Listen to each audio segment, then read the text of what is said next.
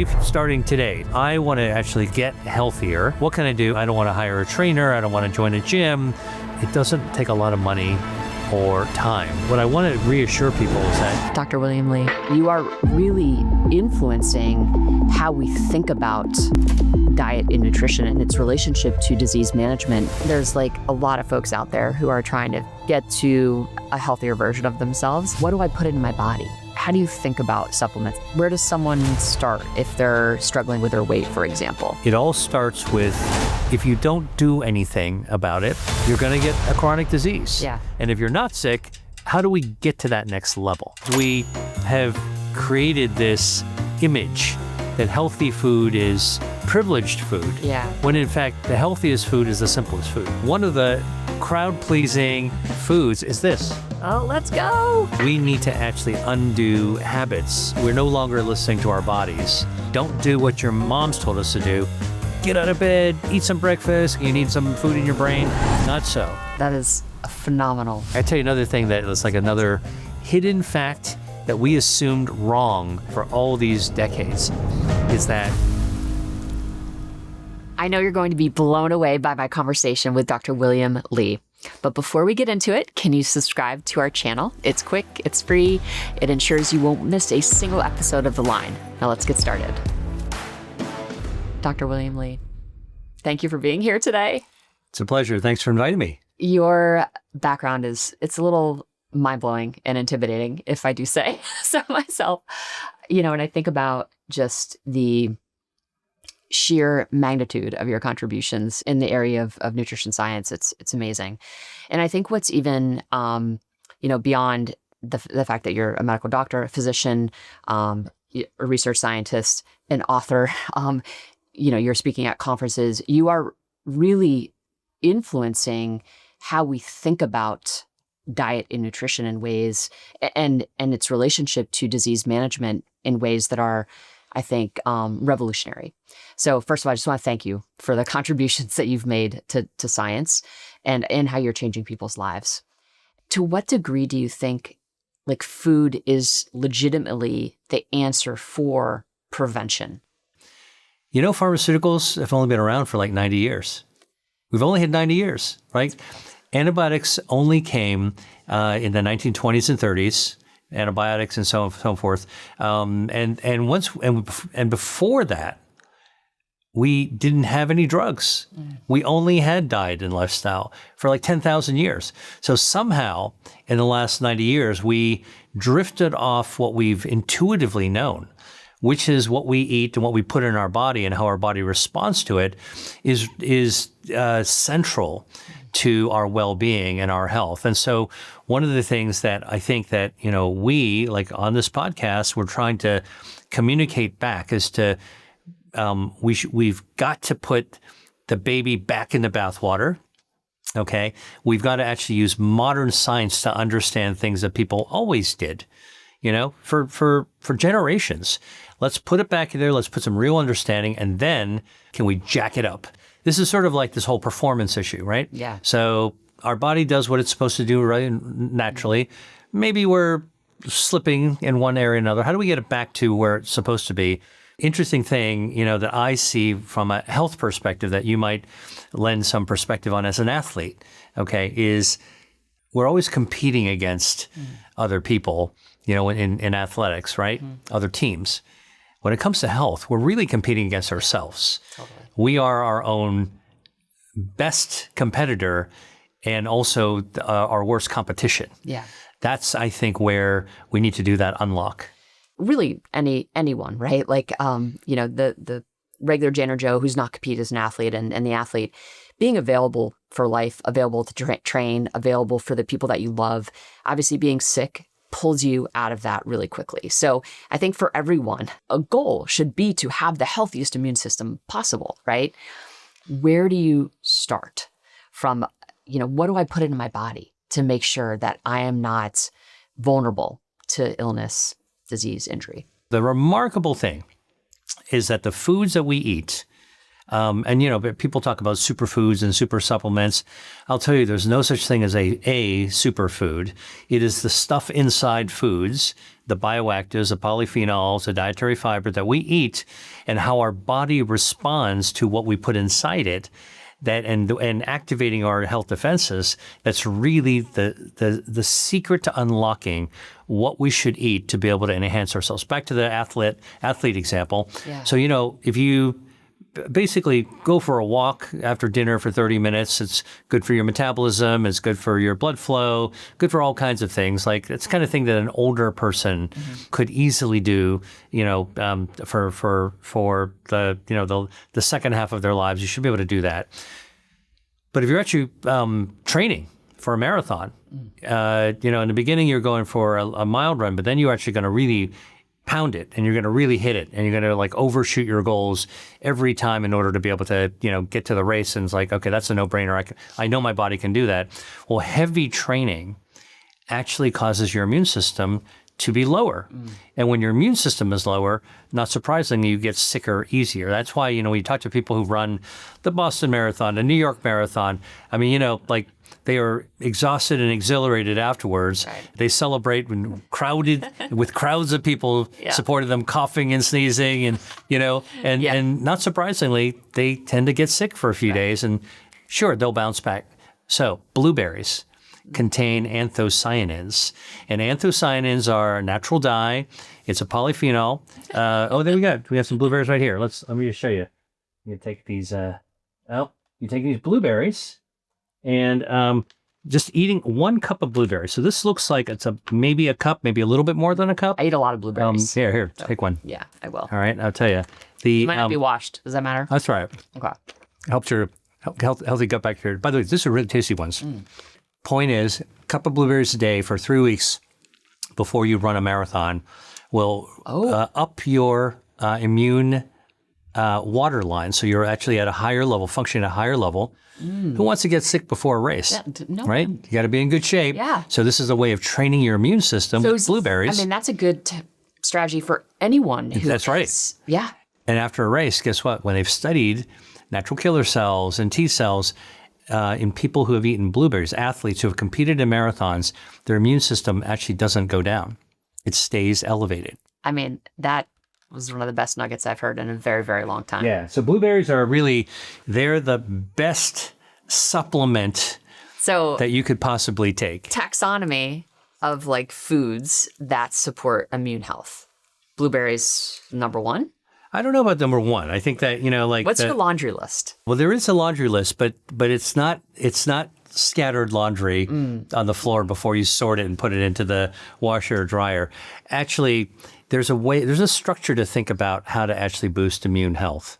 First of all, our gut health is directly connected to our immune system. Totally. When I went to medical school, I had no idea where the immune system actually lives. In your lymphoid tissue, your spleen, your lymph nodes. Actually, no, 70% of our immune system is actually found in the walls of our gut. So you think about a garden hose, and you cut the garden hose in half, and you look down the hole. There's a thick wall, right? It's a reinforced wall. That's a garden hose. That's where your immune system lives inside there, which is pretty remarkable. And then the gut bacteria lives in the center of the hose, right? They're living inside the tube. And they basically talk to your immune system, and back and forth, the gut bacteria and immune system, I say they talk like college roommates, like college freshman roommates in a dorm with cheap, thin walls, right? So your gut bacteria can shout across like you did when you were in college, "What do you want on your pizza?" And then you can shout back through the wall, and they can hear each other. And so when your gut health is great, your immune health is going to be great. They communicate that way. So I would say that, the principle of where the list comes from, first, what can you do to support good gut health? Because good gut health will boost your immune system, your immune function. It'll also lower inflammation. Right? So you want to lower inflammation with the short-chain fatty acids. Yeah. So that's an easy way to do it. And to get good gut health with good, healthy gut bacteria, it's very easy to think about. You want to eat foods, plant-based foods primarily, that have polyphenols. Colorful foods are a great way to do that, including blueberries. But anything that's colorful, strawberries, bell peppers, all the things that are of color. And, people say, well, what about the greens? Take a look at the produce section and the variety of greens, the Pantone greens that are actually in the produce market. It's really remarkable. Yeah, so beautiful. And the reds and the oranges and the things that are also found in there. But those polyphenols actually feed your gut bacteria. That's why they call them prebiotics. Really, the biotic part is just your gut bacteria. And the other important prebiotic is dietary fiber. So many foods have dietary fiber. Dietary fiber is what the Pac-Man of your gut bacteria love to eat. They're, like the image of the baby bird in a nest with their mouths open, okay, and the mom bird comes with the earthworm. That's dietary fiber to your gut bacteria. They are Just craving that. Mm-hmm. They're waiting for it, and so Americans are generally deficient. Totally fiber, deficient. right? Like, and we need 30. How many grams a day? Well, that it varies. So, I think 30 is a good, 30 grams of dietary fiber a day is a good benchmark to look at. But like everything else in nutrition, we're realizing there are differences between men and women. There are differences over the course of your lifetime. Mm-hmm. Young, middle-aged, elderly, we probably need different levels of it. And also, not all dietary fiber is created the same. You got soluble fiber, you've got insoluble fiber. But to make it simple, for people, I would say most fruits and vegetables have some dietary fiber. You want to, and some of them are really surprising because they don't. 4 grams in a cup of blueberries, right? That's right. Yeah. Yeah. And kiwis have dietary fiber. Mm-hmm. Great source of dietary fiber. I see another good. Do we eat the outside? Okay. I just eat the whole kiwi. Right. Is that well? So if you. I would wash it for sure. Yes, yeah, but I will tell you that kiwi is this health bomb.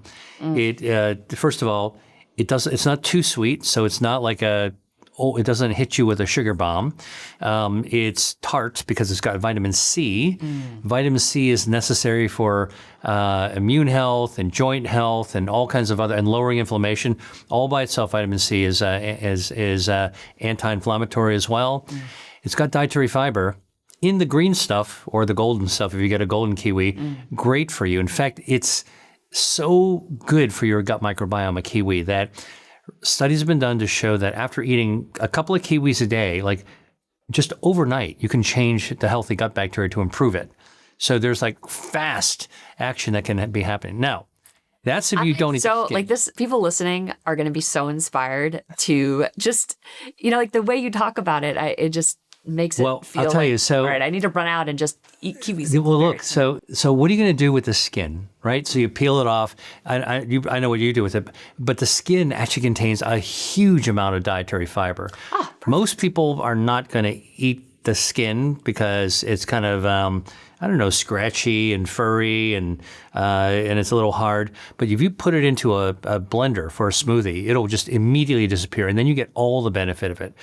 But this is actually a good reason, I wanted to give you a little pro tip on this. If you're going to eat the skin of any fruit that you're going to get, and this is true for vegetables as well, it doesn't matter if you buy organic or not. There's a little safety health tip for you, because think about it. It's coming from a tree out of the ground. It's going to be sitting in the back of a truck, in a crate in the back of a grocery store, or, on the way to a pickup truck on the way to the farmer's market, or wherever, or the Amazon deliverer. People are going to have it in a grocery bag. Point is that you want to wash it off so that you are not introducing potentially harmful things that might be passengers that might have been picked up along the way. Okay. So how do you do that? People would give me vegetable scrubbers and I'm like, oh, I can't scrub every fruit that I'm eating. Simple pro tip. Take a metal bowl, which you probably have in a typical kitchen, and put enough of the thing that you want to wash, like kiwis, in there, and just turn on cold running water for 60 seconds. Sing happy birthday twice, and dump out the water, and you've got it pretty good. Clean. You're good. This is how you wash lettuce leaves, asparagus. Amazing pro tip. Brussels sprouts, cranberries, whatever it is that you're actually going to be handling. That's the easy way to actually get clean food. And by the way, you can actually get your water clean with a water filter to make sure you're not having other contaminants in the water. That's an extra tip. So again, like we can really drill down deeply into this, but dietary fiber will help your gut health. Polyphenols will help your gut health. So I would say for anybody who wants to boost your immunity, like, okay, so what is that laundry list of things? So kiwi, pomegranates, some of the surprise ones, of course, celery, broccoli, broccolini, Brussels sprouts, anything that's fibrous-y is going to have it. But here's some surprises. You might be surprised to know that avocado, which is really soft, is a great source of dietary fiber, right? Yeah. You can spread it on some sourdough bread and you've gotten some dietary fiber and you didn't even know it. But the other thing that's interesting is another soft vegetable that is really good for dietary fiber are mushrooms. Oh, interesting. So if you think about it, mushrooms, when you cook them, they soften up and they're kind of like bendy and soft. They are packed with dietary fiber. The kind of dietary fiber that a mushroom has is called beta-D-glucan. All right, beta-D-glucan does a lot of things. It's a dietary fiber. It actually stimulates angiogenesis. It helps your blood vessels helps you improve your circulation, lowers inflammation, and it actually feeds your gut microbiome. Right. So for people who, I know not everyone likes mushrooms, but I'll tell you, if there's a good motivation to eat mushrooms, and I love mushrooms, Too. A little bit of extra virgin olive oil, chop some garlic, some shallots, some thyme, fresh thyme, simple, you can really get something that tastes amazing. And it's also got that dietary fiber for your health. Oh, the beta-D-glucan also stimulates your stem cells to help your body regenerate. Talk about why do people need to know or understand stem cells? Why are they important? And let's give a little master. All right. So the reason people need to know about stem cells is that while the industry is still figuring itself out, our body has already done it for us. The 70 million stem cells that are packed in our body. Well, you don't really need to inject anything. You can just call them out yourself. So the ways that you can do that is by eating food. It turns out that certain foods will call out stem cells like bees coming out of a hive, and they'll just fly into your bloodstream and they'll circulate around your bloodstream, okay? And they will home into only the places that need to be regenerated. This is being healed from the inside out. Happens every day, by the way. We just don't hear about it. Yeah. Like we're breaking down inside all the time. Don't worry. The SWAT team of stem cells they're taking care of the problem. Yeah. And one of the crowd-pleasing foods is this, chocolate. Oh, let's go. Chocolate will actually do it, dark chocolate. Dark chocolate. Okay, so what's the percentage that? Okay, well this one's 72%. Yeah, that's good. But I want to dive into chocolate a little bit because pretty much nobody hates chocolate. No, all right? Definitely not. So you want to find every meal. You want to find a little bit of you want to find something that brings people together. Just bust out one of these guys. Yeah. Okay. So first of all, what I like to tell people is I like people to think about what chocolate is. A chocolate bar is a confection. It's a candy. All right. And that means that it's made, sugar things and things are added to it to make it into a confection. So you don't want to eat too much of a candy because of all the things that are in it, which means that whenever you buy chocolate for health, you really want to look at the ingredients to make sure you know everything that's in there. And if you feel comfortable putting in your body, then do so. But if you see something you're not sure of, listen to your brain. Your brain's telling you, like screech to a halt. I don't think so. I'm going to pick something else. All right. That's the safest way to go. What would give you pause? Like what? Oh, you know what? Chocolate do you eat? Any type of artificial sweetener. Okay. I would say a ton of artificial things in general, additives, artificial color, artificial flavor. Those are the things that, I don't go for. Yeah. And lots of other chemicals. Listen, food isn't supposed to be shelf stable for a couple of years. Yeah. All right. Unless it's dried beans. Right. Underneath the Colosseum in Rome, they're still discovering, jars of beans that have been around for thousands of years. Yeah. That's different. But, something like that sits on a shelf wrapped in plastic in a grocery store, that you can stick in your pantry for a couple of years and still legitimately eat it is probably not that good for you. So I look at the ingredient label. I look for artificial additives. I don't want any of that. I don't want artificial sweeteners. Artificial sweeteners, although the jury hasn't concluded included, I've seen enough to know that the risk to damaging your gut microbiome, the healthy gut bacteria from artificial sweeteners is there.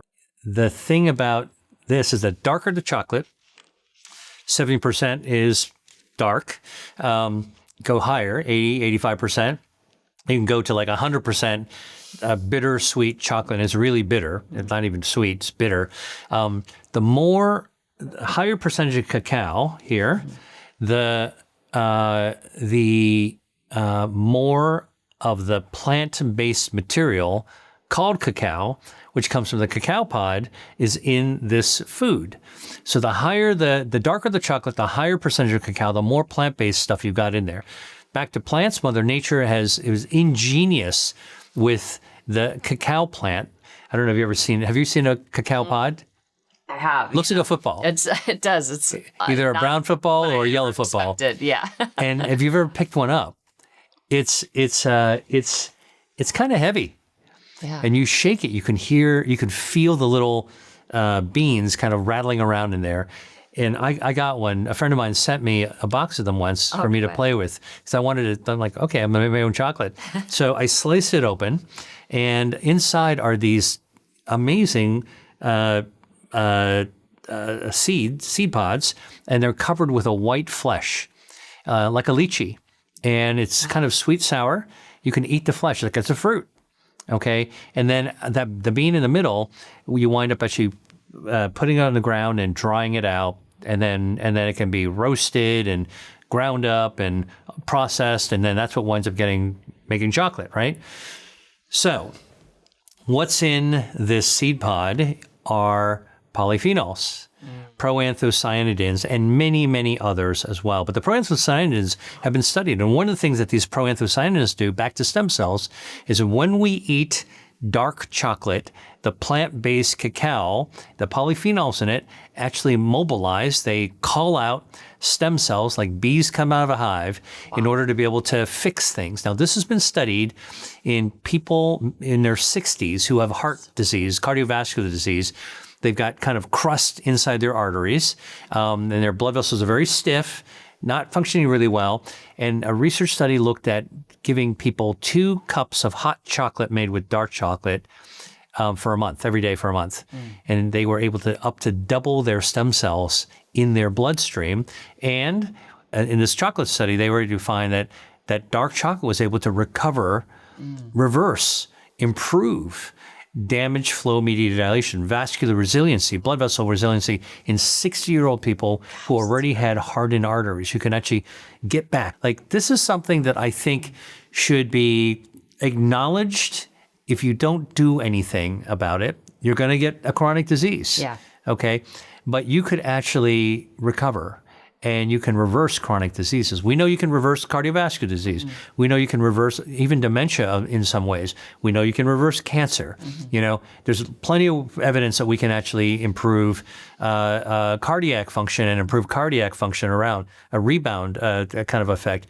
So if you think about why haven't we thought about this earlier? We can reverse high blood pressure. You know, there's things that we can do to lower blood pressure. Yeah. What makes us think that diabetes, heart disease, cancer, dementia, are irreversible? We're not there yet with a definitive answer that everybody can apply, but I want to actually kind of communicate that this is where real health and wellness research is actually going, and diet and lifestyle, exercise, all part of it. And if you want to think about it in terms of performance, look, all we want to do is get back to where we were. Recover your baseline performance if you're sick. And if you're not sick, how do we get to that next level? Let's talk a little bit about inflammation and how connected is that to the gut biome? Yeah, let's talk about inflammation. So first of all, there is a myth out there that all inflammation is bad, must get rid of inflammation. Totally wrong. Inflammation is very good if it's present in very small amounts for a short period of time. Okay. You're riding a bike and you fall off the bike and you scrape your knee. All right. So after you wash off the stuff on your leg, it starts to swell up around there. That's inflammation. That's your body naturally responding to an insult. injury to basically say, hey, you know what? Let's clean things up a little bit here. It's, it's like the janitorial housekeeping coming in to actually make the bed, clean it all up, remove the trash from your hotel room. And that's really what inflammation is actually supposed to do. But hey, housekeeping doesn't hang out in your room. They leave after a while. Mm-hmm. And so that kind of short inflammation called when you need it, you hit that housekeeping button, all right, is exactly what you want.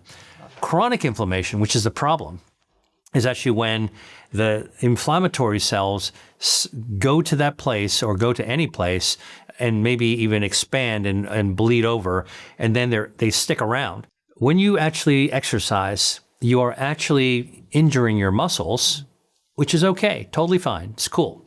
You're stretching your muscles, you're working your muscles, no pain, no gain. Like that's actually the definition of that. And there's a little bit of inflammation that goes in there because to grow your muscles, you need to break it down so that when you fix it, you're fixing it in a better way, right? It's kind of like renovating your kitchen. Yeah, it's functional, but let's break a few things down and now let's build it back up really nicely. So you're going to get some inflammation with working out. Any kind of exercise. And we talked about this earlier, like if you run a marathon, you're really going to be super inflamed. And so the foods that you eat can help to quell inflammation. So these polyphenols are really great for quelling inflammation.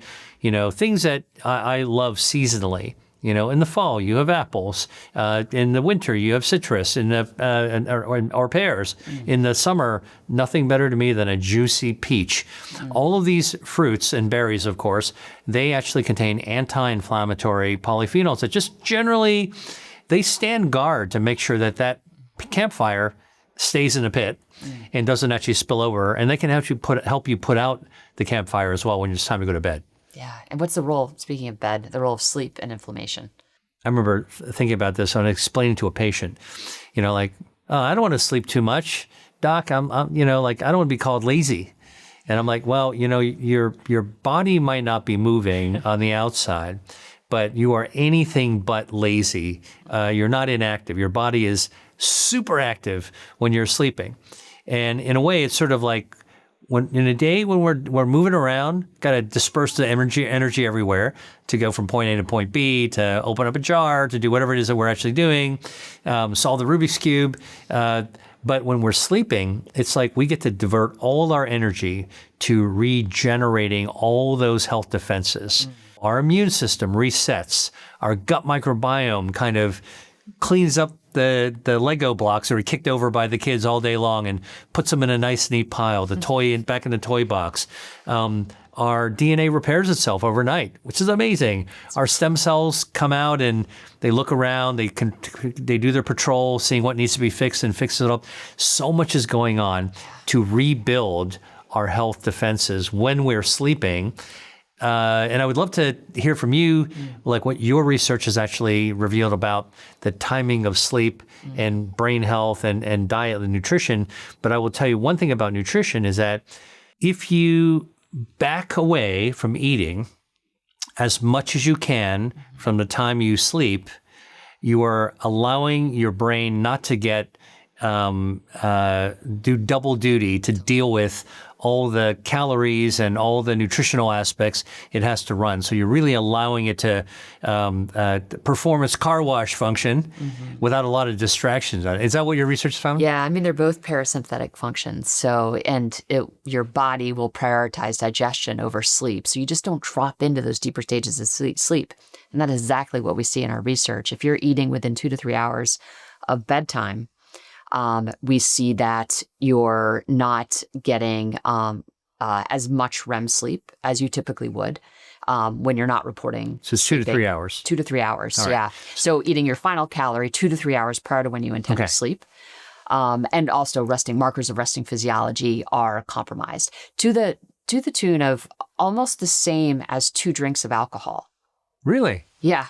Wow. So late night meals have a huge impact on resting physiology. In terms of like impact on brain function? Well, so we're not measuring brain function per se, but I suppose being able to drop in, it's more of the impact on your heart rate and your blood pressure and your heart rate variability, right? Which need to kind of be dropping into certain thresholds in order for you to get into that stage of sleep where the restoration and reparation is happening. I love the analogy to the couple of drinks of alcohol because I think people can relate to that. Well, there's another reason why to back out of increase the gap between your last caloric intake and sleep, which is that when you stop eating, your metabolism starts to shift gears. Your body senses no more food, and this is connected to the circadian cycle, which is connected to your eyes, which is connected to your brain. Like this is where everything. Your gut is all interconnected. But when you are not eating for a long enough period of time, your body is expecting that's it for the day. It will shift from fat storing mode, which is what happens during the day. It's always looking for more energy, and fat being the fuel tank for the fuel, which is coming from the food, which is the calories. It'll shift from storing the energy in fat cells to actually burning the energy from fat cells. You can't do both at once. It's kind of like you don't want to be filling up your gas tank at the filling station at the same time you're revving your car, right? So you turn off your car to fill up your tank, right? So you're filling up your tank is with your car off is really eating during a day. When you take the nozzle off and put it back on the pump and you get back in your car, you start up, you're burning down fuel. That's what happens at sleep. So that is actually, when you're not eating, your insulin levels go down, and insulin is one of the triggers for that gear switch, from fat storing to fat burning. So when you're not eating for a longer period of time, you're fasting.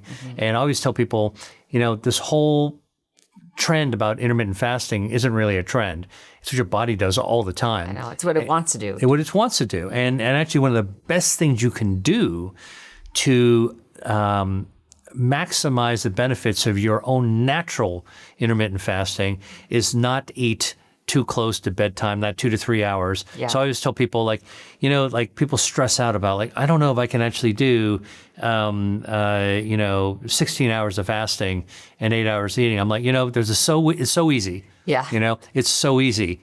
If you eat dinner, like most people in America, like around 7 o'clock, and you eat for about an hour, like most people do, at 8 o'clock, when you put your dishes away, that's it. You're done. Don't eat another bite. And if you go to bed at 11, that's 3 hours of not eating. Your insulin levels go down, switches gears, and now you're in fat burning mode. You should sleep 8 hours a day. Aim for that, right? So 11 to 7. Okay, that's your 8 hours. And now your whole body is at work, doing its thing, resetting itself, clearing out the toxins in your brain. Wake up in the morning. I would say, don't do what our moms told us to do. Get out of bed, eat some breakfast, got to go to school, so you can learn something. You need some food in your brain, in your system. Not so. Get up in the morning, like this is what I do. When I get up in the morning, I deliberately don't eat anything for at least 1 hour. Putter around, get ready, go for a walk, check my emails, whatever you're going to do. Open a book to read. Then you can eat something. Now you can have coffee or give tea. Yourself like an extra hour. So you do the math. 8 o'clock is your last caloric intake, 3 hours to 11 o'clock, 11 to 7 is 8 hours, 3 plus 11, 3 plus is now you got 11 hours, right? So 3 plus 8 is 11 hours. Now 1 extra hour is 12 hours. Now you spend half of your life actually fasting. Now you want to get to 16, skip breakfast, and then just eat the lunch. And now you've got there just like that.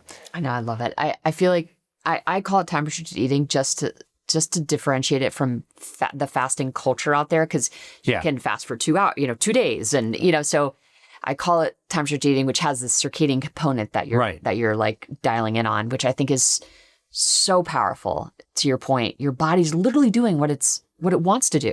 And, as the day goes on, you get more insulin resistant. You're just not as capable of metabolizing. Right. Don't fight it. Right? Don't fight yourself. Don't fight it. And I think I would be so curious to know if how close to your metabolic goals can you get just from time restricted eating? I think that's very individualistic because there's so many other factors, including age and other things that are going on in your life. But I think you can get it's the easiest way to get to your metabolic goals is to actually follow your circadian cycle and leverage this time restricted eating as you're talking about. I just use the term fasting because the definition of fasting is not eating. And when you're sleeping, you're not eating. Just once I get on to social media, I was like, whoa, we need to just have two different, But I think that's the difference between, like having you as a scientist, and as somebody who's done research on this to really frame it up, which is really helpful. But yeah, I mean, like a lot of what you hear on social media is based on truth. It's just how it's delivered and how you receive it that actually makes all the difference in the world. And, I think one of the things that needs to happen in the medical community is that we need medical schools and continuing medical education to be able to train doctors in this way of thinking, circadian, eating, metabolism, reaching your goals. All those things are not really taught to doctors, and patients don't have a trusted resource to go to, and then they just reach out for the web. A quick message from our sponsor, Whoop. Most of us want to live a long life, but what matters more is living that life well with energy, clarity, and strength. The feature HealthSpan on Whoop gives you a read of how your body's actually aging based on how you're living, not just your chronological age. By tracking 9 key metrics like sleep consistency, strength training minutes, time and heart rate zones, and VO2 max, it calculates your Whoop age. Then each week it shows you how your behaviors are influencing your pace of aging. So you get clear feedback on how to slow it down. Over 85% of people over 65 are managing at least one chronic condition, but your daily behaviors can shift that trajectory. We built HealthSpan alongside the Buck Institute, a global leader in aging science. So if you're interested and want to try HealthSpan for yourself, head over to join.whoop.com/science to get 1 month free. That's join.whoop.com/science. What I love is that we've kind of gotten to this point in the interview and we haven't even talked about calories. I don't track calories, but would love to just know, how do you think about that? How do you think about what to put in your body? How much protein? Where does someone start, if they're struggling with their weight, for example? Yeah. Well, okay. So the difference between feeling like you're okay versus struggling with your weight, that's a sea change. And I think that you need to be able to look at your resources and know how you spend your time and who you get to help you differently. It's kind of like, like you have a drip in your sink versus a burst pipe. Yeah. You're going to need different levels of actually assistance. And everybody's going to be different, and I think that's really important. But I do think that having a good nutritionist can be a really helpful guide. I mean, it's not therapist, but it is kind of somebody who's informed to help you direct your own food program to be able to fit your needs. Now, most nutritionists, nutrition is one of the newest sciences out there. It's really quite remarkable. And they're actually beginning to learn much more deeply in what's in food and how the body responds to it. But I think having somebody trained to help you, coach you on your food if you're struggling, is definitely something that is really helpful. And getting it on social media is not a good idea at all. Yeah, I think that's such a good point, that we're so individual and we have different constraints and different goals and different starting points, and having one size is not going to fit all with regard to nutrition. So many Americans are interested in losing weight. Or interested on, kind of getting healthier. A lot of folks don't have huge amounts of money to spend. How do you think about ultra-processed foods in general? And how do you think about that tension between just the financial, the costs of like eating healthy? Yeah. Well, first of all, let's validate the fact that we've all been exposed to junk food. There is some junk food that we all like. Mm-hmm. It's okay. That's where we are in society and how we grew up. And a lot of the junk food, the ultra processed foods, were miracle foods that started to develop in the 50s and 60s and 70s and 80s. And it was considered to be like a technological revolution, the same way that we're getting the next dimension. We're going to get foldable phones and we've got glasses that actually project images, every generation's miraculous advances wind up in a subsequent generation. People go, wait a minute, maybe that's not so good. Let's be careful about that. So I want to just frame it out by saying, like, look, we're all human. This is where we are. It's okay. However, we do know that it is possible to get healthier. So if you are someone in a position where you're saying, you know what, I'd like to start out my life starting today, starting tomorrow to be just a lot healthier. What can I do? I don't have a ton of money to spend on this. I don't want to hire a trainer. I don't want to join a gym. I don't want to buy new equipment for my house. I don't think you need to. I think, again, look back to your body for the clues. First of all, your body is like the perfect machine.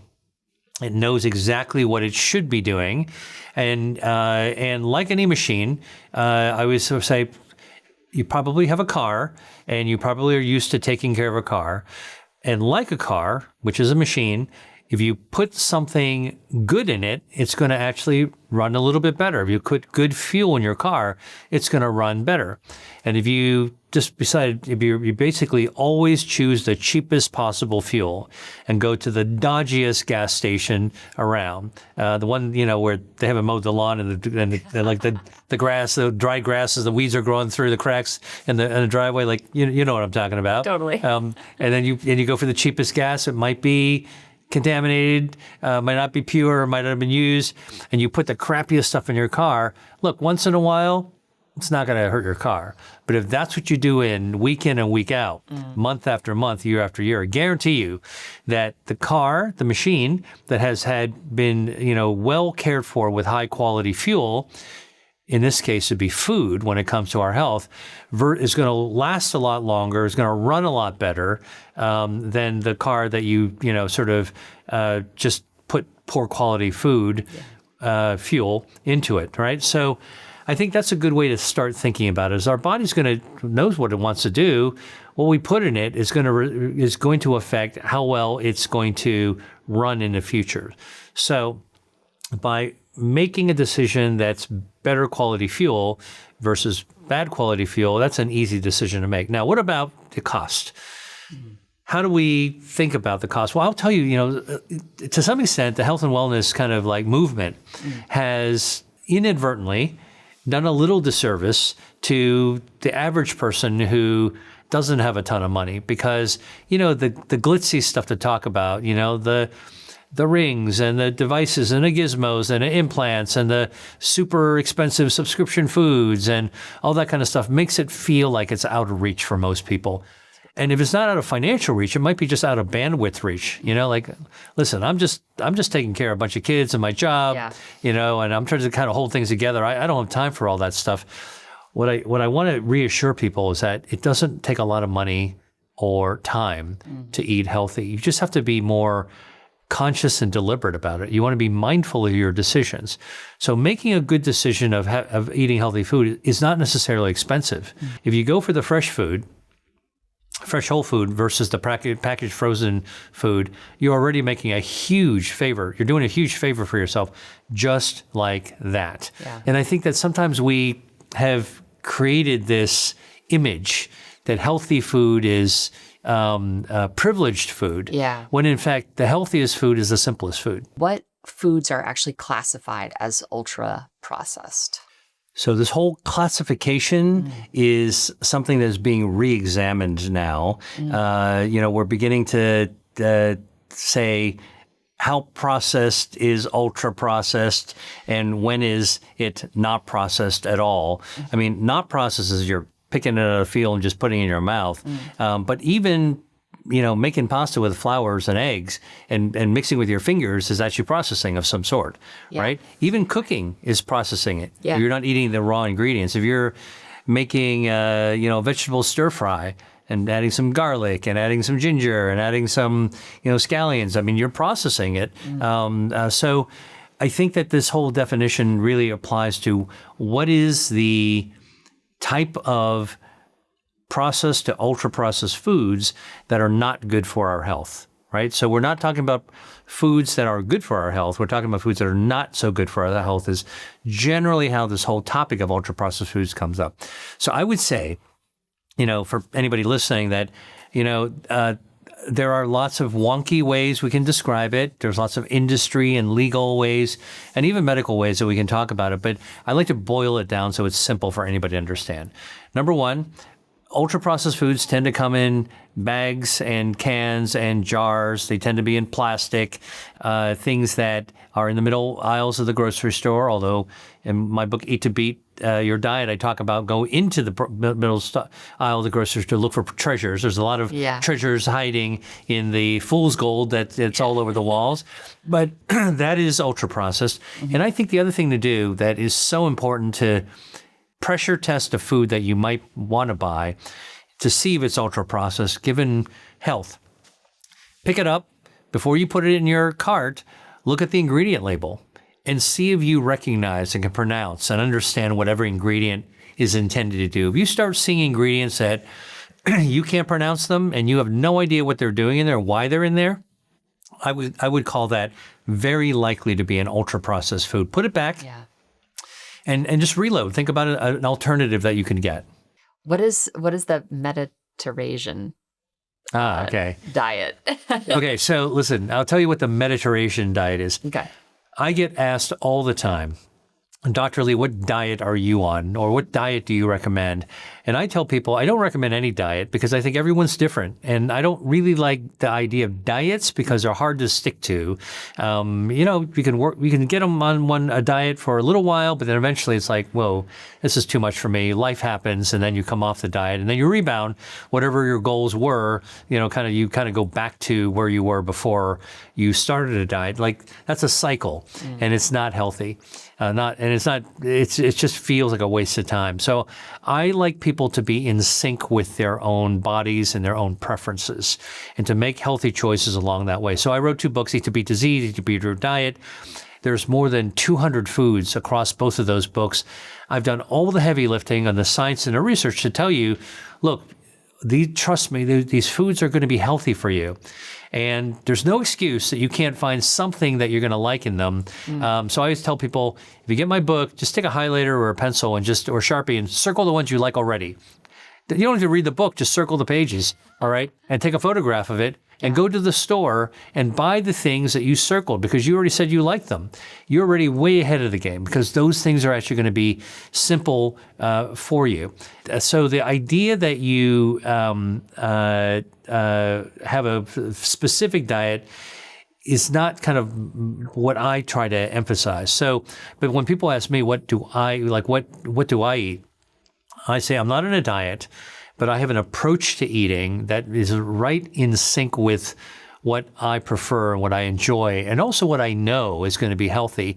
And I call it the MediterAsian diet, or way of eating is really, it's a way of, the way of is probably better than diet. It's a Mediterranean way. And it's because I love Mediterranean food. I used to, I did a gap year before I went to medical school. Oh, nice. I lived in Italy and Greece, so I went with the yayas and the nonas to the markets, and I cooked with the families, I ate with the families, and I explored the markets everywhere, the fresh markets everywhere in Italy and in Greece. Like I was walking the walk long before anybody was talking about the Mediterranean diet. I love that. And I like to cook as well. I'm not a trained chef, but I really enjoy cooking in that simple way that traditionally people always cooked.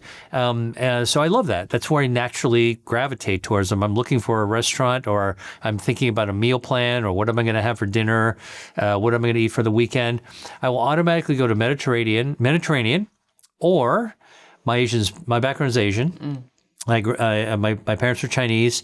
I grew up, eating my mom's amazing cooking from whole food, fresh ingredients, usually seasonal. But I also spent time in Asia. I've been to Japan, China, all over, traveling around. And who wouldn't be able to find something in a Mediterranean restaurant or an Asian restaurant on the menu that you wouldn't go, I'll have that. Right. So this is like it's a universal for me. It's appealing. And so I always tell people Mediterranean is how I like to eat. It's my way of eating. I would gravitate towards that. And I think everyone will have their own shorthand for finding a way that they eat. In fact, I'd love to know, like, what's your what is intuitive for you? What do you like? What's your preference that's also, with your knowledge, healthy? How would you describe that? I would say that I have probably meat once a week. And then the other days it is salmon. I'm like a really simple eater. That was one of my other questions is how much variety do you actually need? Because I'll basically have salmon almost every single day. And sweet potato, Brussels sprouts, lots of berries, yogurt. So is there a genre of food or preparation? I would say, I love Asian and Thai is probably like my favorite. Like I love a green curry and like eggplant and that's the technique you use to light up the ingredients you're making. So when I cook for myself, I'm very simple. Like I don't really, I put it in a wok and just like, I'll steam the veggies and, put a little seasoning on it. And that's pretty much it, and then I'll grill or put in a fryer, not like a water based cooking fryer. The salmon or whatever, or chicken.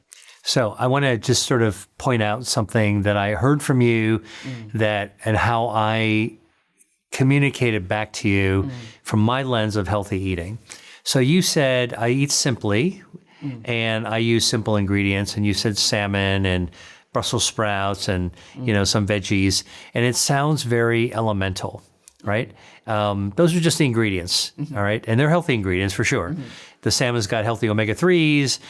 The Brussels sprouts are, got sulforaphanes because they're brassica. Those are all good for you. They're good for lowering inflammation, good for building brain health and heart health. So you've said the magic words, but the real magic you said is the preparation, which is why I asked about this. You're like, well, I like the sort of Asian-inflected way of preparing the foods, a good curry or Thai influence. Now you've taken salmon and Brussels sprouts and other veggies you have, and you've turned that idea into something completely different, right? It's from listing the ingredients to turning it into a finished dish that would make someone's mouth water hearing about it. Little lemongrass, and I think that's the thing that we're talking about. Healthy eating can be very simple. You don't actually have to have super ridiculous ingredients. How you prepare them is really how to actually create that diversity. Yeah. And your body, by the way, your gut bacteria loves diversity. So if you can especially mix it up with a veg, that's actually the best thing you do. And mix it with a veg. Listen, even if you buy broccolini all day or the Brussels sprouts all day, you know what? You can mix it up with the herbs and spices that you're actually putting in there to make them taste different. Because, I always have sort of, I always think humans are remarkable because we go for diversity in our in what we eat. And even if you say that you're eating the same thing all the time, actually you're not. If you really track and document what you're actually doing. Animals in the wild are eating very diversely. They very rarely eat. Obviously. What's that? And seasonally, just based on. And seasonally, yeah. And so if you think about it, like, don't be like how we treat our pets. Our dogs eat the same kibble every single day. Like, how boring would that be if it were us, right? So then and dog food is like, although there are healthier choices, a lot of the traditional dog and cat foods, ultra processed foods, So if you have a pet, think about, like, what are we feeding our pet? And then how are we feeding ourselves? Diversity is good. Variety is good. Variety is a spice of life, and spice is a way of making your food more varietal. The ingredients, pick healthy ones. You don't. A Twinkie is not a healthy ingredient. That's a finished product. Yeah. And I don't have anything against ultra processed foods per se, but it's I'm not saying they shouldn't exist. What I'm saying is that we have all the agency to make our own best decisions 3 times a day. So we prescribe our own food as medicine. You don't have to wait to get into your doctor's office. There's no portal, to know what you should do for your food. You make those own decisions. To me, that's freedom. Yeah. It's one of the best ways it's the best way that we can have choice. If you choose health, choose what you love to eat. And in fact, that's my mantra, love your food to love your health. Wow. You should make them line up. Do you think from the standpoint of, all right, if you have a healthy gut, you're going to pay down illness and injury burden, and you are going to be way better off in terms of just weight management in general. So how do we understand the health of our gut? Yeah, the gut microbiome or gut health is what we're really talking about, is the healthy bacteria and all the function and how they communicate with the other systems in our body through our gut is the next frontier of health. If you were in medical school and you came to me as a mentor, as an advisor, and said, hey, Dr. Lee, I'd love to know what your advice is of what area I could go into for research that would change everything in the future, I would say it's go into the gut microbiome. Wow. Because we are just scratching the tip of the iceberg, and already we are understanding that our gut health actually reflects how our brain health is and controls our mood, and that our gut health informs how well we resist infection and how well we respond to cancer therapy. I mean, things that we were not even on our radar screen a few years ago.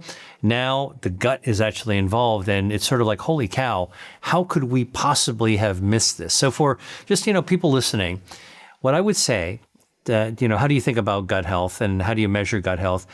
I like to be really, really simple and pragmatic. All right. And so we've all experienced this. You're totally fine one day. The next day you wake up and you get ready for the day. You get dressed and go out and you're doing whatever you're doing. And, your gut doesn't feel that great. You're gassy, crampy, burbly. You got to go to the bathroom, and maybe it's loose stools, maybe it's constipation, whatever it is, it's not going well.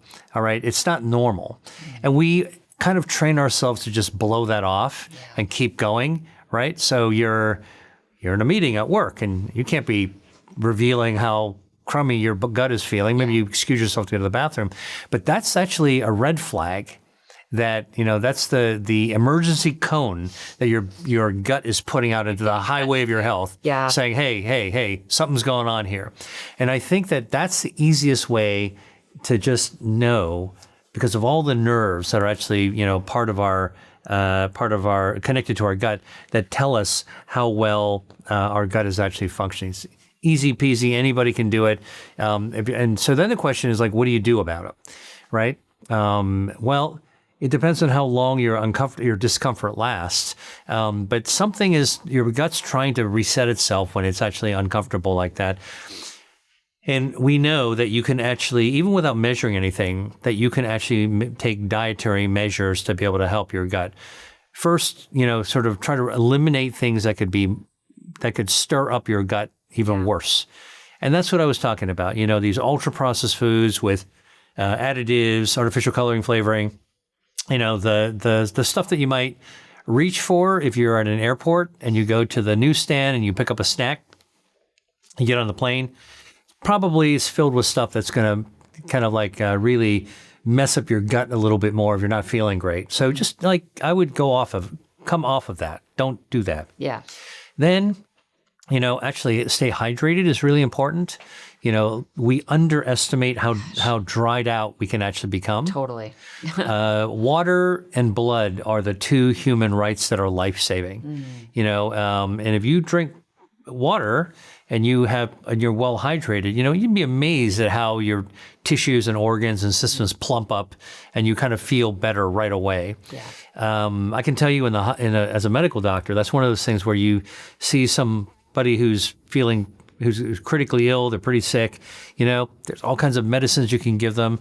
Actually, one of the things that can make them feel better almost instantaneously or a very short period of time, give them some IV fluid. Yeah. And tank them up. Medications are dehydrating as well. So if they're on like multiple and if you're already dehydrated and your medications concentrate in your body, now it's even irritating things even more. So hydration is really, really important. So if your gut is burbly and not good, try to stay hydrated. Stay away from the stuff that's likely to kick up the scuzzy stuff in your gut. And then, try to switch, take it easy on your gut. Like, don't pound food down, because your Mm-hmm. Your gut is doing its thing. It's going to clean itself up, because it knows how to do it. But in the meantime, what you should really do is to try to eat healthier and eat lighter. So eating those foods with polyphenols and dietary fiber, don't overdo it, is actually going to be helpful to you. Eating fermented foods can be helpful as well. Yogurt, replenishing. This is, again, old school, old country stuff. People, grandmas knew that if you had a crummy tummy, like if you ate yogurt, you would actually get better. And that's because fermented foods like yogurt, probiotic foods, actually can help to restore healthy gut bacteria. So, some simple things. And of course, if things don't get better and you wind up having this situation where something's seriously wrong, you should go to a doctor. Yeah. And when you go to the doctor, do not let, and this is as a doctor saying, do not let your primary care doctor just say, oh, it's in your head, or, or don't worry about it, like call me in a couple of weeks if things don't get better. Yeah. Like, you really need to advocate for yourself, because you know your body better than anything else. If something is really off kilter and it's your gut, you might want to get a gastroenterologist involved to be able to make sure there isn't anything more serious going on. It's worth all your effort to figure your gut out. Bloating and gas, that's not normal. Yes or no? Some of it is normal. The gas part is normal. We all pass gas. On average, people fart about 14 times a day. All right. Nobody likes to talk about it, but it's the truth. Studies have been done on that, and it's okay. It's who we are, But the bloated feeling, that's more associated with, it can be associated with gas and gas bubbles, but, that could be inflammation as well. If you look at the anatomy of the nerves in the gut, around the gut, it is a tangle of wires that you can't believe. Wow. And so something that is causing inflammation in one area of the gut will rapidly trip off the wires elsewhere in the gut to make you feel bloated and uncomfortable. Right? That's what's really important. One of the most important nerves in the gut is the vagus nerve, which comes out of your brainstem, goes down your neck, wraps around your esophagus like a fishnet stocking, penetrates your diaphragm, and then gets down into your belly and then ramifies like a horse's tail. And those tiny little threads of nerves are everywhere around your gut. Those are the ones that can pick up these signals. 90% of the nerve direction of your vagus nerve is actually going back to your brain. So when you feel a little bit uncomfortable, and by the way, like that gassy, bloaty feeling, that, crampy feeling, like if you're sitting in a meeting or you're doing your work, like you're mentally distracted because your brain is telling you there's something going on. Right. It's not just it's not just what's behind your belt. It's your brain is like, it's tapping your gut is tapping your brain on the shoulder saying, pay attention, dude, like there's something going on. If we listen to our body, like there's so much intelligence, that we can tap into.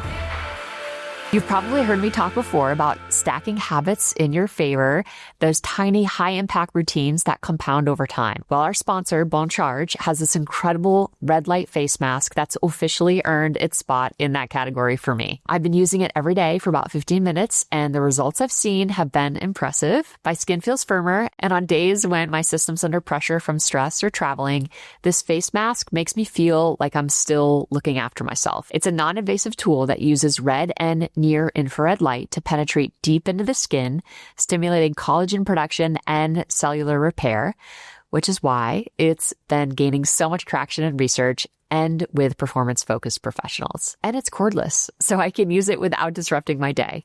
For me, using a product like this is about building recovery into everything that I do. Try it yourself by visiting bonecharge.com/Kristen and use code Kristen for 15% off. This discount applies site-wide. You'll also get free shipping and a 1-year warranty. You know that moment when you're in a hot tub, fully relaxed, then you know what's coming next. The cold plunge. Your body braces for it. That's contrast. And that's the whole point. That's where the Vigor Cold Plunge from our sponsor, Hot Springs Spas, come in. I use it alongside a hot tub to get the full benefits of contrast therapy, also known as hot and cold therapy. It's one of the most effective ways to boost circulation, reduce soreness, and support your nervous system. Heat opens up your blood vessels, cold tightens them. Alternating between the two creates a rhythm of stress and release that trains both your body and your mind to recover faster and respond better. The Vigor is their cold plunge model. It cools all the way down to 40 degrees Fahrenheit or 4 degrees Celsius. Just 3 minutes can elevate your energy, sharpen your focus, and help your muscles bounce back. If you're ready to make contrast therapy part of your routine, head to hotspring.com/Kristen to learn more. Supplements feels like the Wild West to me, in that there are so many options and they make claims to do so many different things. Just as a physician, someone who is like steeped in the research, how do you think about supplements in the context of just general health? Well, I like to think about supplements by how the word supplement is defined, which is topping off. So you can get most of the nutrients and micronutrients we need from eating whole foods. That diversity of plants and spices and herbs and things that make our food taste good, we'll get most of what we actually need. There are some things that are hard to get enough of from our food, like omega-3s we know are really important for our health. We know vitamin D is very important for our health. Those are hard to actually get enough of in your food. And when you want to top off, that's where I think supplements come from. That's one category of supplement. Is that how you think about it in your own diet? Every day. That's how I do it. So you're not taking huge amounts of supplements per se. I like to minimize the number of supplements that I have to take because I want to get as much as I can out of the regular foods that I eat.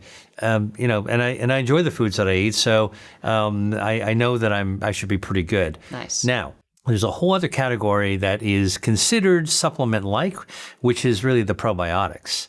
Again, we know that gut health is one of the most important frontiers for modern medicine and modern health, future health. There's so much we have not yet discovered about the gut that's going to change everything. But we do know it's important. And I think that the gut microbiome is a garden that we have to tend to, but we don't really know how to do it other than eat polyphenols, colorful foods, and dietary fiber, and have some fermented foods. Okay, so let's say I told you that, and you say, well, I like to do better. And are there specific bacteria that I need to have? There are probiotics for important bacteria that are worthy to note of. Like, for example, things that I've done research on, I believe in, and that's whether it's prebiotics or probiotics. For example, I know that there's a healthy bacteria called Lactobacillus reuteri. That's Reuteri. L. reuteri used to be found in the gut naturally. Before the 1940s, when antibiotics came around, almost everyone had Lactobacillus reuteri, reuteri is amazing. So I take Lactobacillus reuteri. Another one I take is Akkermansia. So is that is in supplement form? Yeah, you can get that. Is there any food that you can eat? So, okay. Now, I tell you the foods that have Lactobacillus reuteri, but say this is not the best way to get it, which is why it's best to top it off for me, in my mind. I'm giving you my own way. People always say, like, well, tell me what you do. So I'm telling you what I do. Yeah. You can have Lactobacillus reuteri in sourdough bread because Lactobacillus reuteri makes lactic acid, which makes sourdough give its tang. All right, so it's a starter. But you got to be careful at how much bread you have, right? It's a carb. Yeah, so there's trade-offs there. That I'm not saying if you're going to choose a bread, I'm just saying like original real sourdough breads, got a little extra for you. Another thing that is amazing that you might not have known that has Lactobacillus reuteri is another fermented food. I'll ask you to guess which one. It's cheese. What kind of cheese do you think has Lactobacillus reuteri? Parmesan cheese. Exactly. You know it. So that's the starter used for Parmesan. Actually, it's got Parmigiano Reggiano, the real cheese. The real one. Yeah. Okay. Yeah. So, these are fun facts, but you can get it as a supplement as well. Okay. I've done research on this. It's pretty amazing in terms of like the supplements in a lab. It can improve the brain secretion of oxytocin, the social hormone. Like, wow, it's quite amazing. Like it's I'm telling you, I'm dazzled every time I learn something new. So another bacteria that supplement-like probiotic that I take is called Akkermansia. And the reason I take that is because it's now been discovered to be what we call a keystone bacteria. It helps control your blood glucose, your insulin sensitivity. It lowers inflammation. It activates your immune system. And my attention got riveted to this bacteria because in 2017, a French immuno-oncologist, a cancer doctor who studies the immune system, presented research at a conference that I convened with my colleagues that showed that if you took immunotherapy, that amazing therapy that jacks up your immune system to go knock out cancer, it only works in about 20% of people. That means 80% of people with this state-of-the-art cancer treatment, it doesn't work for, right? Like, how bad does that suck? To not know who's going to respond and not respond? Well, this researcher, Dr. Laurence Zivogel, came up with the first clue. She looked at all the differences between responders and non-responders in 200 cancer patients treated with immune therapy and found that the difference between responders to immunotherapy, jacking up the immune system to fight cancer, versus non-responders, no matter what they weren't responding, was one bacteria. And that bacteria is Akkermansia. Wow. Okay, that's a mic drop, right? That truly. So, to me, as a cancer researcher, as somebody who is taking care of patients and looking at the power of the immune system, I was like, holy cow, what is it about this bacteria? Well, first of all, it's a keystone bacteria that is a guardian of our health, lives in our gut. It's very sensitive to antibiotics. How many cancer patients get treated with antibiotics for different infections? I mean, even if you get surgery for your cancer, even the biopsy, you might get an antibiotic. Okay, now are you wiping out your Akkermansia and then you're expecting to respond? So this is a new discovery. So I realized just how important this is. Now, in 2017, you couldn't get a supplement of Akkermansia. So you had to grow it. You grow your own. Yeah. You can grow it with food, pomegranates, dried cranberries, Concord grape juice, Chinese vinegar, hot chili pepper flakes. They will actually help to grow your own Akkermansia. Whoa. All right. Okay. That's great. But now we can actually get a probiotic. So that's something that, I know is an important one. So I'll take that one as well. So this is an example of where you just need to, we need to acknowledge our humility of how much we don't know. But if you know something and you feel like you want to top yourself off, that's a way that I make decisions. I love that. A lot of the supplements that folks are taking are things like collagen, creatine, and protein powders. Would love to just hear your take on that suite of supplements. Yeah. Okay. Well, first of all, protein is very important, but probably not as important as the trends might make it seem. Everybody wants to load up on protein. Yeah. And, I think the recommendations are very high. The trending recommendations are high, but the actual physical recommendations based on research are not that high. Right. It's like a 1.6 grams per kilogram per day is not that high. You can actually achieve that. Right. And actually, most of the studies show if you try to exceed that amount of protein, it doesn't actually help your performance or help your overall health even more. So, like pounding down the protein isn't really going to do everything that you might hear that it's going to do. That's I think stressful. Trying to pack in the kind of recommendations that a lot of influencers in the space are recommending. Yeah. And, I think that most of the people making these recommendations are well-intentioned. Some of them are quite informed. But, I'm a super pragmatic person. I'm real practical. I think people need practical advice. Yeah. They of course there's 1% of people that are paying attention to every little detail in their life. But most people are like me. I'm busy. Yeah. I have this much bandwidth to be able to pay attention to things. So I've got to choose really carefully. I think if you eat healthy protein throughout your day, spread it out over the course of the day rather than pound it down into one smoothie or slug it down in a shake, it's better if you just spread it out over the day. And you have healthy choices of proteins. It could be plants. You get beans. Look, we got a whole thing of beans right here. It's a good source of protein and fiber. Black beans, I love them. I know, too. It's totally fine. And find ways to make it tasty and healthy at the same time. I think that's a reasonable way. Healthy sources of fish protein, lower in the food chain is better. And by the way, you get the bonus of the omega-3 fatty acids.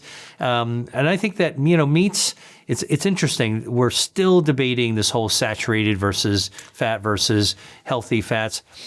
I think that, again, any food that's been demonized is probably not as bad as people think it is, but still red meat, and especially processed red meat, I would cut down or cut out of it. So there's find healthier choices. For protein, I think that's the way to go. Let's talk collagen. Now, interesting, collagen I used to be a big skeptic of collagen. As a biologist, as a doctor, I'm like, this idea is good for joint health and skin health. I would say, all right, wait a minute. So you're going to eat a piece of joint tissue from an animal, even if it's Jell-O, and it's going to go in your stomach, and it's going to magically, the collagen is going to swim its way like a little sperm into your joints and build your joints. That doesn't make any sense to me at all. The stomach's acid is going to chew it up. Well, I changed my mind. I changed my mind for two reasons. Number one is that clinical studies showed actually that you do get relief from osteoarthritis and some forms of more milder arthritis by eating collagen. So somehow it actually helps, lowers inflammation, and there is some better joint health that you can actually measure. So, the clinical studies don't lie. You got to call a shoe a shoe. What are the clinical studies using?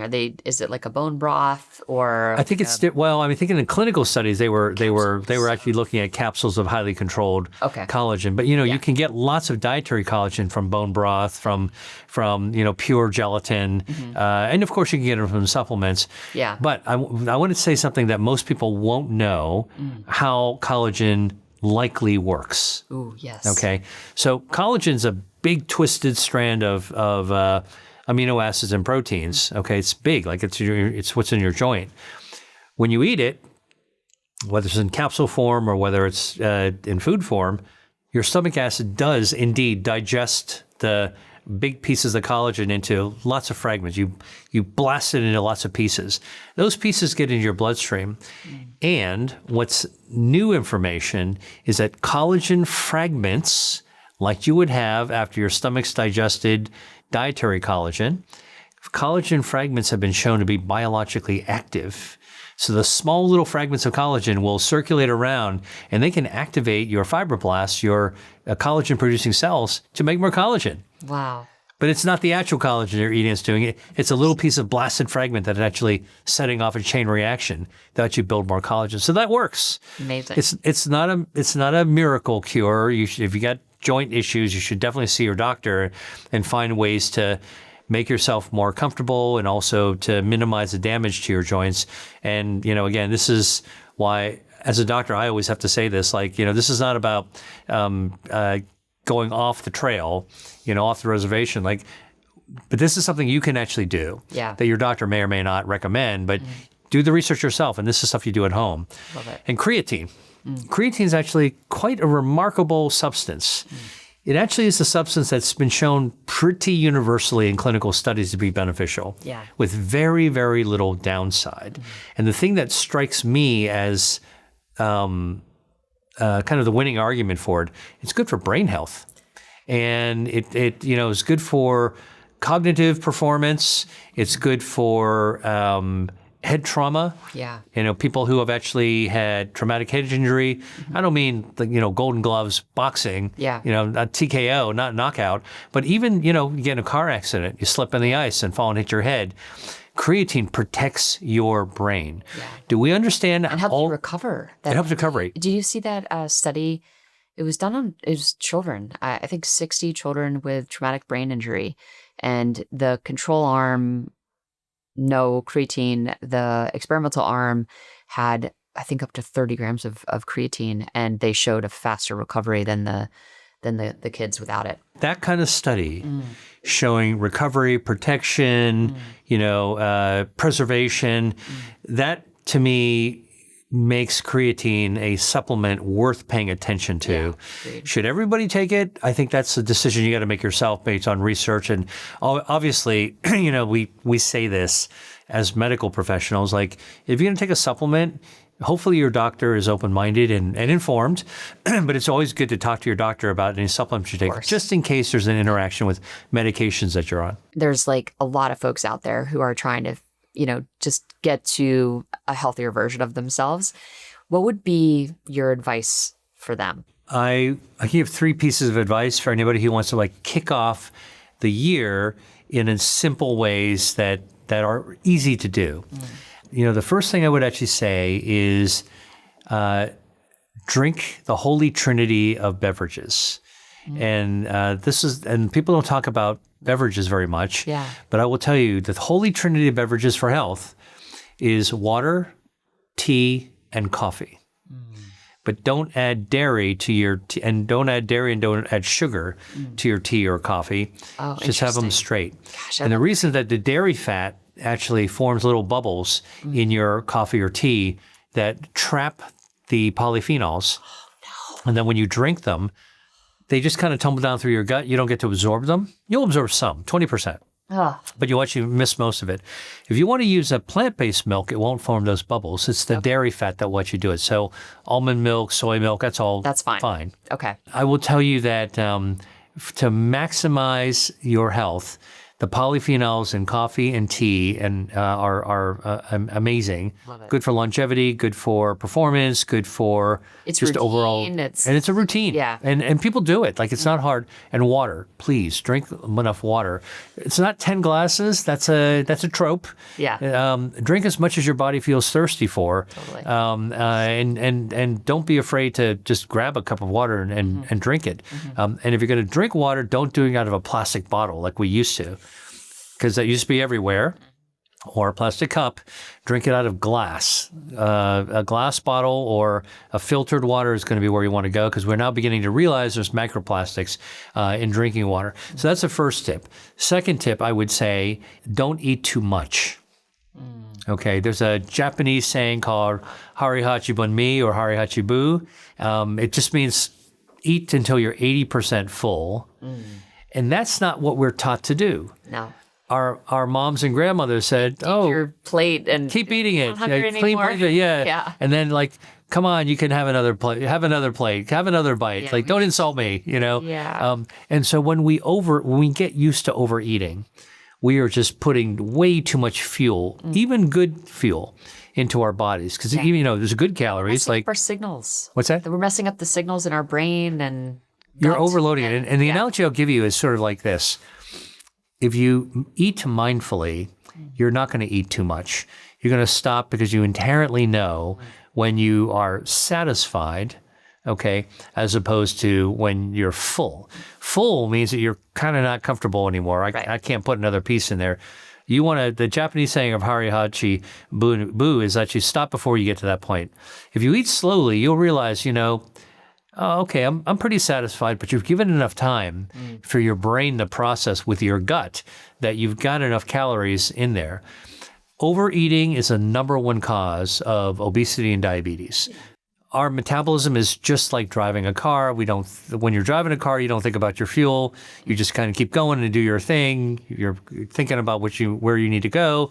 But when your gas meter runs low, your fuel meter runs low, all of a sudden you can't stop thinking about fuel. Now you got to find the nearest gas station, right? Go to the gas station, you turn off your car, all right? You're not burning the fuel. Now you're loading up on it, and you fill up your gas tank and to a point where the nozzle goes click and no more. Your gas tank's full. Even your car knows when to stop. Yeah. All right, and then we put it away.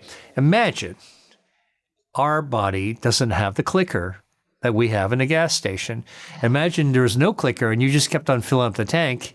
and because you're distracted, and the tank fills up, overflows, the gasoline goes down the side of the car, around the tires, and now you're standing in this pool of gasoline. You are standing in the middle of a dangerous, flammable, toxic mess. That's the analogy of overeating. So stop good. before you get there. So good. Number 3, every now and then skip breakfast. Yeah. You can have coffee, you can have tea, you can have water. Give yourself a little extra time to like your body to do its thing. Give your body a little extra break. It's going to thank you for missing breakfast. So you need to unlearn what our moms told us, which is breakfast is the most important meal of the day. Yeah, Listen, that was an ad campaign put out by the cereal companies. Yeah, exactly. So if you're one of these people that go, I'm not going to be fooled anymore by those ad campaigns. Give yourself a break. If you could do it twice a week, 2 to 3 times a week where you skip breakfast. And when you eat lunch, and again, don't overeat. A suggestion there, just as someone deep in the kind of the circadian field, just because we do get more insulin resistant as the day goes on, how about we skip dinner? That's easy too. That's even better, right? So much of our 3 square meals a day are socially ingrained habits. Totally. If you realize that you have the agency to eat what you want, when you want, you can choose healthy or unhealthy. You can skip whatever meal you want. It's kind of like skipping meals, not like skipping school. Mm-hmm. You're not going to get detention. Yeah. In fact, your body's going to reward you. You'll get a gold star every now for skipping dinner. I love it. Oh, Dr. Lee, this has been really wonderful. You are such a delight and just so full of knowledge, but, just in a way that's so practically accessible. So you have just hit that magical sweet spot as a scientist and educator, and just thank you. Thanks for having me. Yeah, it was so fun. It's a pleasure. I mean, we covered so much in this episode, but I think the most important thing is understanding how critical your gut health is and your gut biome, and I think ways to create a healthy environment in the gut. And it's just the relationship between the gut and all other aspects of performance and health. So I think for me, that connection, for people to make that connection is really important. And almost thinking about, all right, not as a source of pressure, but when you're putting things in your mouth, just understanding that is going to impact your immune health and your cognitive functioning and your capacity to train, your sleep health. It just food is truly medicine in so many ways. And I think for individuals who are maybe unclear about the role of food and its impact on health, this will be an incredibly eye-opening conversation.